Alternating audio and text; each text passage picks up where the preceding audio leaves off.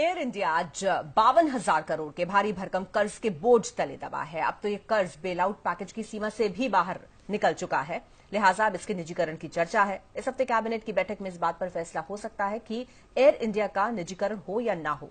लेकिन जो रिपोर्ट हम आपको दिखाने जा रहे हैं वो इस बात की तस्दीक करेगी कि महाराजा को रंग बनाने में लापरवाही की कोई सीमा नहीं रही।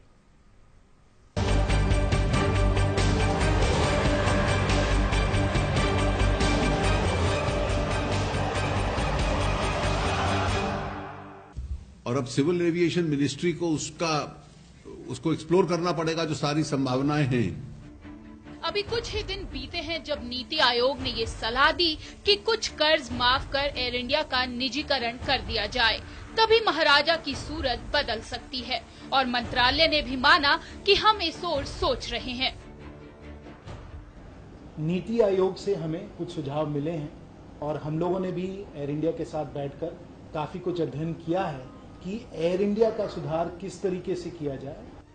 लेकिन जैसे ही सरकार ने ये बयान दिया, उसके एक ही दिन बाद AEIU ने पीएम को एक चिट्ठी लिख दी और धमकी देते हुए कहा कि सरकार ऐसा सोच भी कैसे सकती है। पहले हम कर्मचारियों के जितने पेंडिंग मामले चल रहे हैं उन पर सुनवाई हो।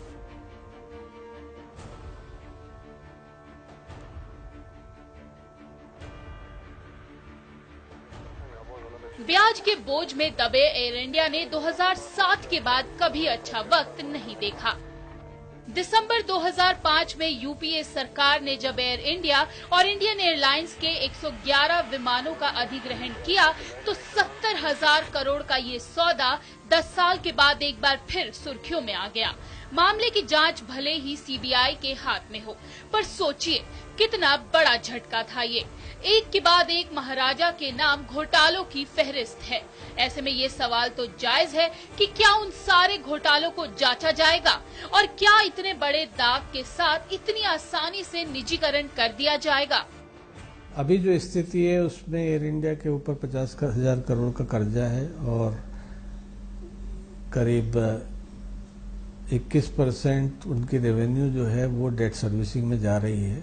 अब ऐसी स्थिति में कोई प्राइवेट पार्टी उसके खरीदने में इंटरेस्टेड होगी, ये भी एक बहुत बड़ा प्रश्न चिन्ह है। महाराजा कैसे बना घोटालों का अड्डा? किनको मिलता था इसका फायदा? मामले तो सामने आते गए पर सरकार कभी एक्शन में नहीं दिखी। क्या इसी वजह से घोटालों को हवा मिलती गई? साल 2010 में एयर इंडिया और SATS के बीच एक जॉइंट वेंचर हुआ। SATS सिंगापुर की एक कंपनी है। ये जॉइंट वेंचर इसलिए किया गया क्योंकि एयर इंडिया में स्टाफ की कमी थी और एयरपोर्ट्स पर ज्यादा से ज्यादा कर्मचारी चाहिए थे। SATS की वेबसाइट पर दी गई जानकारी कहती है कि ये जॉइंट वेंचर 50-50 के आधार पर हुआ।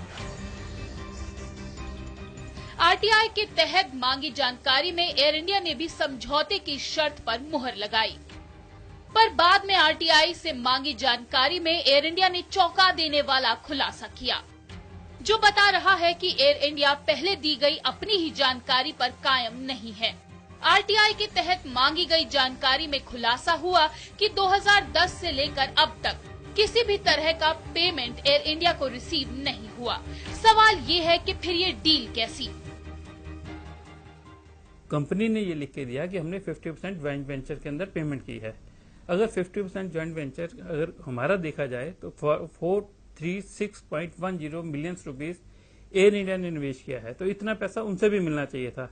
इससे भी काफी घाटे से उबारा जा सकता था एयर इंडिया को। नंबर 2, एयर इंडिया की तरफ से 5 स्टेशन का ठेका सेट्स कंपनी को अलग अलग जगह का दे दिया गया, जबकि उसके कर्मचारियों को पार्लियामेंट बोर्ड की कमेटी के अनुसार सिर्फ 5 स्टेशन का ही ठेका था, परंतु वो फिर भी न जाने किन किन स्टेशन के ऊपर उनकी नियुक्ति करते रहते हैं। आगे आप और चौंकेंगे क्योंकि ये वो पेपर है जिसमें RBI ने भी माना है कि ऐसे किसी जॉइंट वेंचर की जानकारी केंद्रीय बैंक को नहीं है, जबकि नियम ये है कि कोई भी बाहर की कंपनी ऐसी कोई भी डील करती है तो उसकी जानकारी RBI को जरूर होती है। सूत्र की माने तो इन 7 साल में इस कारण एयर इंडिया को हजारों करोड़ का नुकसान हुआ। पर इस बारे में तो कहीं कोई चर्चा भी नहीं है। ऐसे वक्त में जब कर्ज के बोझ के चलते एयर इंडिया के निजीकरण पर चर्चा हो रही है, तो सवाल है कि ऐसे मामलों पर सरकार ध्यान क्यों नहीं दे रही। Pranjali Singh, news world India.